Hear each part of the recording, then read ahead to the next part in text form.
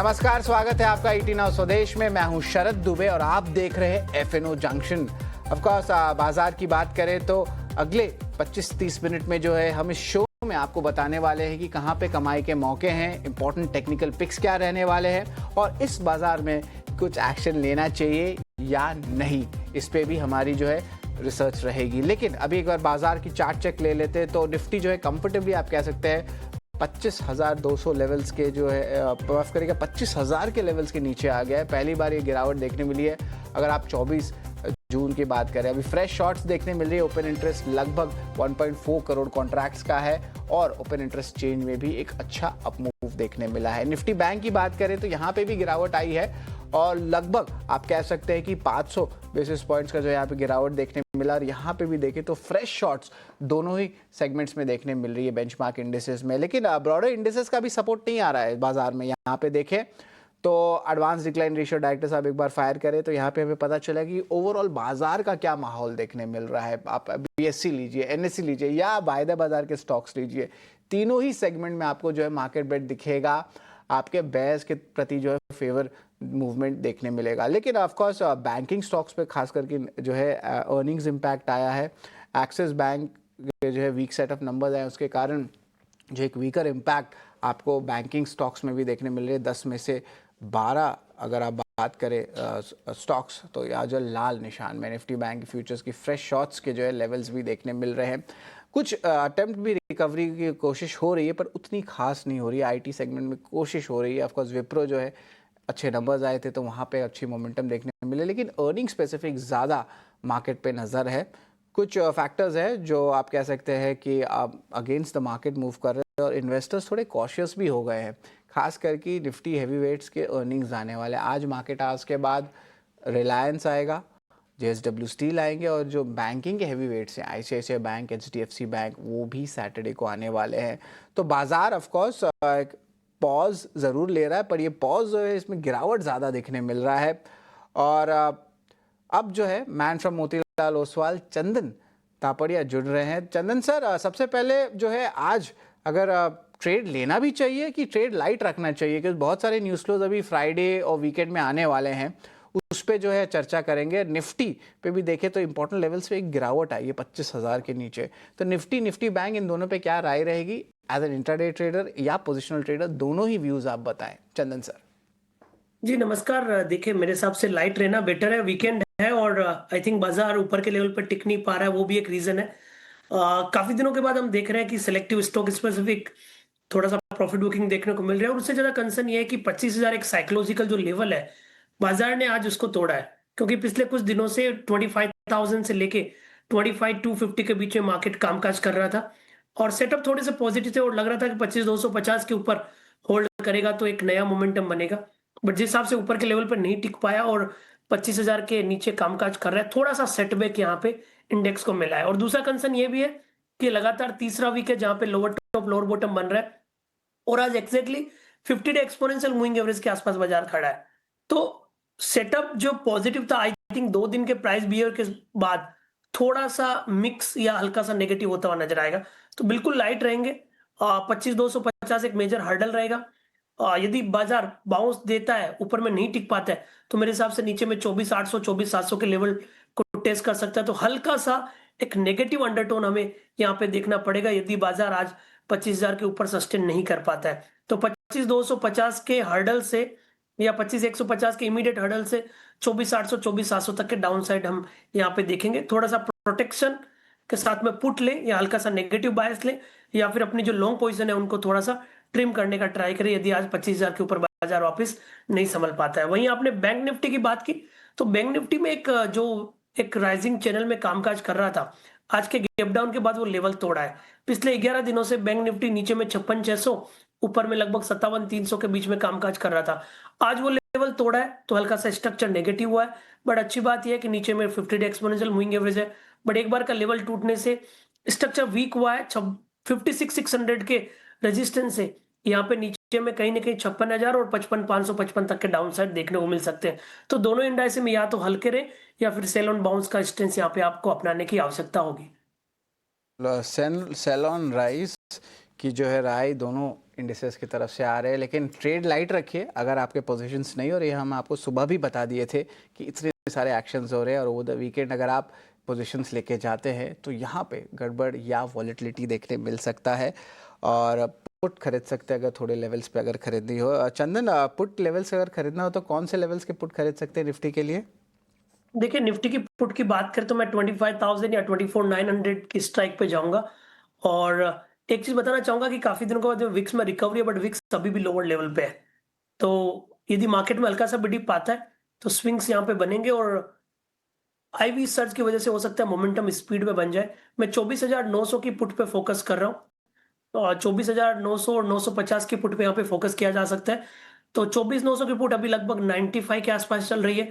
पिछले मैं 10-12 दिनों से देखूं तो ये पुट नीचे में लगभग 30 रुपए का बेस बनाती है, ऊपर में 125 तक जाती है। जिस हिसाब से प्राइस सेटअप पे लग रहा है यहाँ पे एक मोमेंटम बनना चाहिए।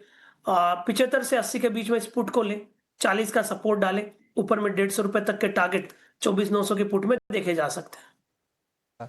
डायरेक्टर साहब, 24,900 का पुट है और यहाँ पे देखें, यहाँ पे एक्शन ज़्यादा देखने मिल रहा है। 24 जुलाई की वीकली एक्सपायरी पे है। स्टॉप लॉस जो है वो रहेगा 40 रुपये का और 150 रुपये का टारगेट प्राइस है। तो अगर आपको खेलना है तो ये जो है बाय पुट कर सकते हैं या अपने लॉन्ग पोजिशंस भी ट्रिम कर सकते हैं। बट वेट एंड वॉच, अगर आप नए आज इंट्राडे बेसिस पे मूव करना चाहते हैं और थोड़ा रिस्क ले तो यहाँ पे ऑफकोर्स देखिए बाइंग पुट कर सकते हैं। लेकिन ऑफकोर्स ये जो एक्शंस आते हैं यहाँ पे अपने वित्तीय सलाहकार से ज़रूर पूछ लें। लेकिन निफ्टी बैंक भी एक जो है बता दें, यहाँ पे भी हल्का सा पुट लिया जा सकता है कि लगता है कि यहाँ पे लॉन्ग टर्म ट्रेंड और ज़्यादा स्ट्रेंथ है? बिकॉज देखिए ICICI बैंक और HDFC बैंक के नतीजे भी आने वाले हैं सैटरडे को, या पोजिशन ना लें? देखिए मेरे हिसाब से बैंक निफ्टी की बात करें तो यहाँ पे एक नेगेटिव प्राइस स्ट्रक्चर बना है। हालांकि स्ट्रक्चर तो वीक है, बट जितना कम पोजीशन ले उतना ले। मेरी तो ये सलाह रहेगी या निफ्टी में ट्रेड करें या बैंक निफ्टी में ट्रेड करें, दोनों में मत जाए, क्योंकि कहीं ना कहीं अंडरटोन नेगेटिव हुआ है, इमीडिएट स्ट्रक्चर नेगेटिव हुआ है, बट अंडरटोन अभी भी माइंड में वो रहेगा कि कहीं नीचे में सपोर्ट नहीं ले। बट स्ट्रक्चर वीक है, फिर भी हमें पुट की तरफ जाना है यहाँ पे, तो मैं फोकस करूंगा यहाँ पे 56,000 की पुट की। याद रखें निफ्टी में वीकली एक्सपायरी होती है, जबकि बैंक निफ्टी में मंथली एक्सपायरी होती है। तो हमें जो भी ऑप्शंस लेने पड़ेंगे वो मंथली स्ट्राइक्स के लेने पड़ेंगे। तो आपका निफ्टी में कम प्रीमियम में काम हो जाएगा यदि 3-4 दिन में डिक्लाइन आता है, जबकि बैंक निफ्टी में आपको प्रीमियम ज्यादा देना पड़ेगा। अब हम बैंक निफ्टी के प्रीमियम की बात करें तो 56,000 की पुट पे ध्यान रखें। ये पुट अभी लगभग 365-70 के आसपास चल रही है। हल्का सा डिप आए तो इस पुट को ले, सपोर्ट बनेगा आपका 270 के आसपास, टारगेट बनेगा कहीं ना कहीं लगभग 500 रुपए के आसपास का।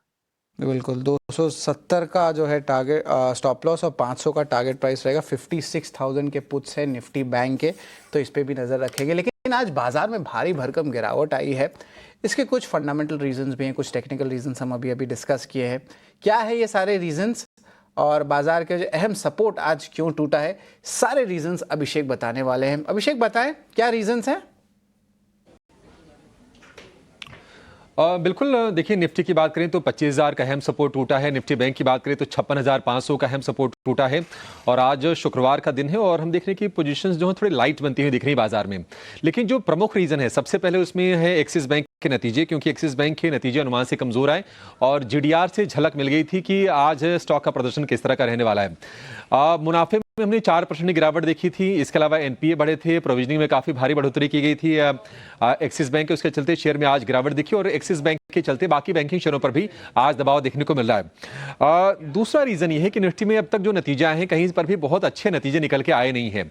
आज नजर होगी रिलायंस के नतीजों पर। बाजार बंद होने के बाद JSW स्टील के नतीजे आने वाले हैं। कल हम देख रहे हैं कि HDFC बैंक और ICICI बैंक के नतीजे आने वाले हैं। तो इन बड़े नतीजों से पहले निवेशक थोड़े से सतर्क रखें, क्योंकि ऑलमोस्ट निफ्टी का 1/3 वेटेज इन 4 कंपनियों से है। 32% के आसपास की वेटेज ये कमांड करते हैं। तो इसके पहले थोड़ा सा वेट इन वॉच का माहौल बाजार में है। थोड़ी सी हम देख रहे हैं कि निवेशक बाजार से दूरी बना रहे हैं।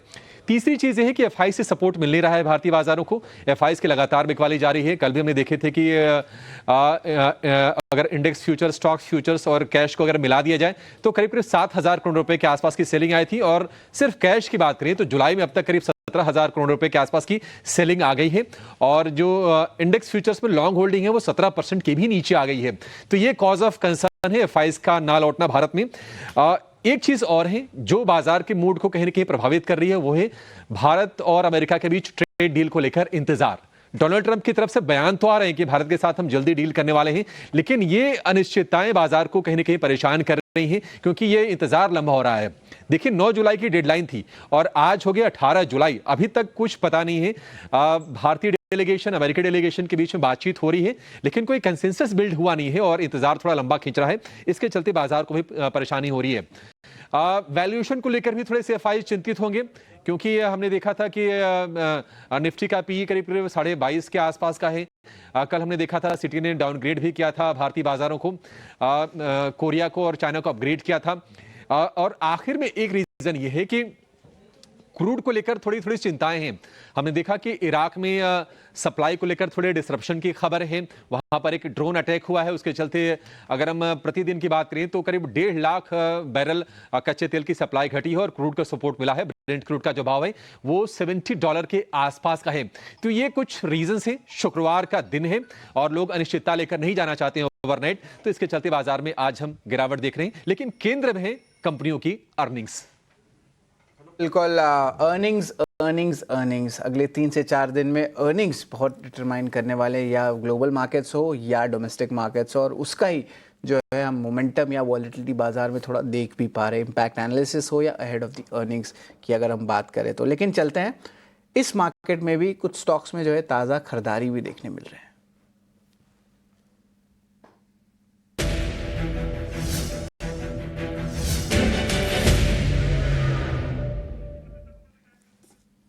इस लिस्ट में ताज़ा खरीदारी में इस मार्केट में विप्रो पे नज़र रखेंगे। टॉप गेनर है, थोड़ी सी जो है लॉसेस ज़रूर पैर हुए, लेकिन अभी भी जो है होल्ड कर रहा है, 2% ऊपर है दिन के ट्रेड में। अर्निंग्स इम्पैक्ट में एलटी फाइनेंस में देखिए 3% की उछाल आई है।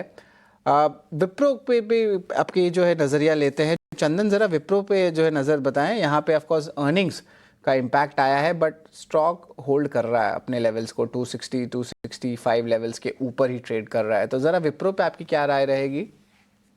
जी देखिए, विप्रो में पिछले 4-5 दिनों में ठीक रिकवरी हुई है और अर्निंग के चलते एक रिकवरी हुई थी, बट ऊपर के लेवल पर नहीं होल्ड कर पाया। और वैसे भी हम नोटिस कर रहे हैं पिछले लगभग 17-18 दिनों से 270 के ऊपर ये काउंटर टिक नहीं रहा है। अच्छी बात यह है कि सपोर्ट बेस्ड बाइंग है और आईटी काउंटर इतने चले भी नहीं थे, इसलिए यहाँ पे कोई बड़ा डिक्लाइन भी अब नहीं देखने को मिलेगा। तो कहने की बाय ऑन डिक्लाइन और पॉजिटिव टू रेंज बाउंड बायस रहेगा। 260 से लेके 275 ये ट्रेडिंग का दायरा रहेगा विप्रो को ट्रेड करने के लिए। बाय ऑन डिक्लाइन की रणनीति है, कुछ टारगेट प्राइस स्टॉप लॉस रहेगा इसका करंटली? 260 और 275 ये ट्रेडिंग रेंज रहेगा। डिप में 260 के सपोर्ट से खरीदने की सलाह होती है, तो 275 तक के अपसाइड बनेंगे। 260 से 275 ये इंपॉर्टेंट लेवल्स है जिस पे जो है नज़र होनी चाहिए। बाई रेटिंग है। कुछ ज़्यादा खास लिस्ट यहाँ पे मोमेंटम देखने नहीं मिल रहा है। एक बार शॉर्ट कवरिंग वाले स्टॉक्स पे भी नज़र डालते हैं, और यहाँ पे पेटीएम पे जो है मेरी नज़र ज़्यादा है। Polycab of course earning specific reaction अच्छा आया था, और पेटीएम की बात करें 1000 रुपये के ऊपर स्टॉक ट्रेड करा, और आज के दिन की ट्रेड में भी देखें तो यहाँ पर अच्छी मोमेंटम आ रही है। अर्निंग्स भी थोड़े दिन में आने वाली है और एक्सपेक्टेशन है कि एबिडा पॉजिटिव नंबर आ सकते हैं और अनाउंसमेंट्स भी देखने मिल सकती है, इंस्टीट्यूशनल सपोर्ट आ सकता है। तो ज़रा पेटीएम के बारे में बताएं। बहुत अच्छी जो है पोजिशनल चार्ट सेटअप दिख रही है पेटीएम की। चंदन? बिल्कुल, पेटीएम कंपैरेटिवली काफी अच्छा लग रहा है और इनफैक्ट हम न्यूज़ एंड बिजनेस पे एक पॉजिटिव व्यू रख रहे हैं। पेटीएम कहीं न कहीं इसका जो पुराना हर्डल था 1060 जो दिसंबर 2024 में बनाया, उसको सरपास करने के लिए तैयार हो रहा है। और पिछले लगभग आप मंथली चार्ट सेटअप और वीकली चार्ट सेटअप देखें तो हाई टॉप हाई बॉटम का सीक्वेंस यहाँ पे बन रहा है। तो I think Paytm strong setup है, लॉन्ग पोजीशन होल्ड करनी चाहिए। 985 के सपोर्ट से 1045 से लेके 1065 तक की अपसाइड पेटीएम में बनने चाहिए।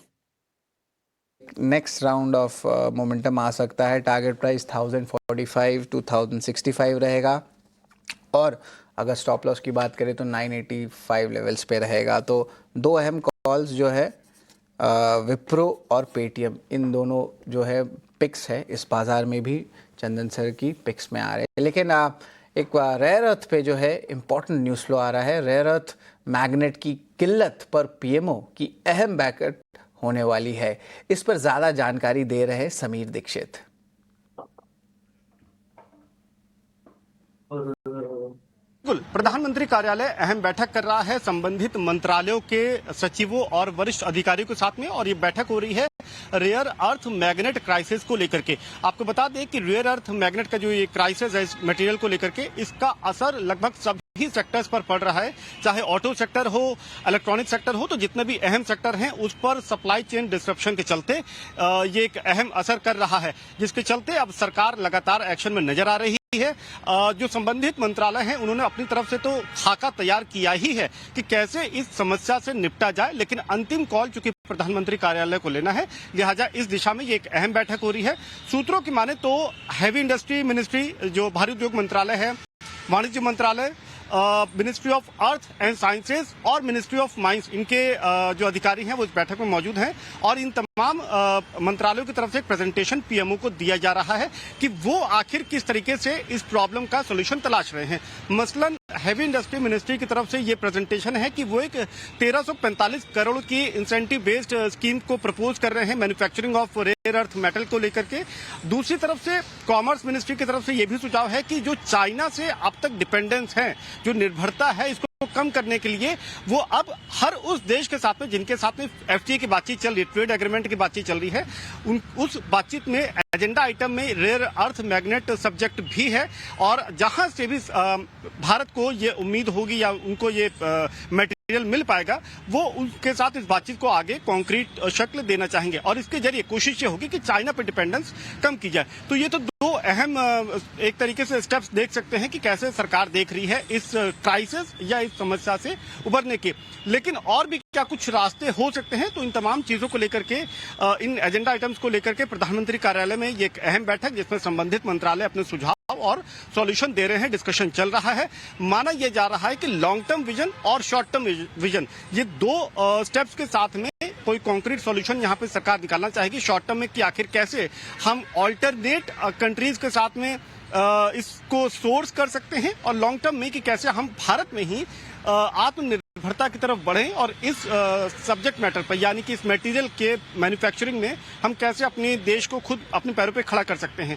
तो ये दो प्रकार के लॉन्ग टर्म और शॉर्ट टर्म सॉल्यूशन पे सरकार काम करना चाहेगी। लेकिन इस विषय पे, रेयर अर्थ मैग्नेट विषय पे अहम बैठक, जिसमें संबंधित मंत्रालय अपनी तरफ से प्रेजेंटेशन दे रहे हैं और सॉल्यूशन पे डिस्कशन हो रहा है। बिल्कुल, धन्यवाद समीर। रेयर अर्थ पे जो इम्पोर्टेंट न्यूज़ फ्लो आप बता रहे हैं। लेकिन 21 जुलाई से ईटी नाउ और ईटी नाउ स्वदेश हमारे साथ गेस्ट एडिटर के तौर पर जुड़ने वाले हैं। इन्वेस्टमेंट की दुनिया के सबसे बड़े और भरोसेमंद चेहरे, मिराय एसेट इन्वेस्टमेंट मैनेजर्स के वाइस चेयरमैन एंड सीईओ स्वरूप मोहंती। स्वागत है आपका एफएनओ जंक्शन में। ऑफ कोर्स बाजार अभी भी जो है डेज लो लेवल्स के आसपास है, रिकवरी की अटेम्प्ट्स थोड़ी बहुत हो रही है, बट फेल पे है। ऑफ कोर्स 24,920 लेवल्स पे है। निफ्टी बैंक में भी जो है माजरा ऑलमोस्ट ऐसा ही लग रहा है। लेकिन दो अहम पिक्स हैं जो चंदन सर हमें बताएंगे। चंदन सर, आपके टेक्निकल पिक्स क्या रहने वाले हैं? बिल्कुल, टेक्निकल पिक्स की बात करें तो काफी सिलेक्टिव होना पड़ेगा यहाँ पे, जिस हिसाब से मार्केट मूवमेंट दिखा रहा है। मेरा पहला ट्रेड रहेगा एचडीएफसी एएमसी। एचडीएफसी एएमसी देखिए काफी अच्छा सेटअप है। इनफैक्ट इस वीक में ऑलरेडी 8-9% चल चुका है, बट हम लगातार इस पर रिकमेंडेशन दे रहे हैं, और मेरा ऐसा मानना है कि कैपिटल मार्केट रिलेटेड कुछ थीम यहाँ पे अच्छा परफॉर्म करेगी। इनफैक्ट काउंटर में यहाँ पे हमारा इनिशियल कवरेज भी और अपडेट भी आए हैं फंडामेंटल वाइज देखे तो, और टेक्निकल सेटअप भी काफी अच्छा है। तो यहाँ पे खरीदारी की सलाह रखेंगे एचडीएफसी एएमसी। सपोर्ट रहेगा 5,475, ऊपर में टारगेट बनेंगे लगभग 5750 के आसपास। सो 5475 के स्टॉप लॉस से 5750 तक के टारगेट एचडीएफसी एएमसी में खरीदारी की सलाह रहेगी। दूसरा ट्रेड की तरफ यदि आप नजर डालें तो मैं फोकस करूंगा बायोकॉन पे। बायोकॉन में आप देखोगे तो 3 दिन पहले एक बड़ा रैली आया, कल कंसोलिडेट हुआ, और आज मार्केट की कमजोरी के बावजूद भी अपने आप को टिकाया हुए है, जो इंडिकेट कर रहा है कि यहाँ पे स्ट्रेंथ है। इसके लिए बायोकॉन पे खरीदारी की सलाह होगी। सपोर्ट होगा 390 का, टारगेट बनेगा 420। सो 390 के सपोर्ट से 420 के टारगेट के लिए बायोकॉन फार्मा पेक से हम खरीदारी की सलाह देंगे, जो ये डिफेंसिव नेचर का काम करेगा। और हमारा मानना है कहीं ना कहीं कैपिटल मार्केट और कुछ डिफेंसिव फार्मा इस बाजार में कंपैरेटिवली होल्ड करते हुए नजर आएंगे। बिल्कुल इस बाजार में भी जो है कैपिटल मार्केट स्टॉक्स में एचडीएफसी, एएमसी और फार्मा स्पेस पे बाइकॉन की जो है खरीदारी की राय, और उसके पहले जो है विप्रो और पेटीएम दोनों में जो है बाय रेटिंग चंदन के कॉल्स देखने मिले थे। धन्यवाद चंदन सर, आप हमारे साथ जुड़े और इस बाजार में भी 4 इम्पोर्टेंट कमाई के मौके आप ढूंढ के लेके आए हमारे लिए। धन्यवाद चंदन सर। लेकिन आज एफएनओ जंक्शन के लिए बस इतना ही। इसके बाद मिड कैप स्पेस में क्या एक्शन हो रहा है वो अभिषेक लेके आने वाले हैं, उस पर भी आप नजर रखें।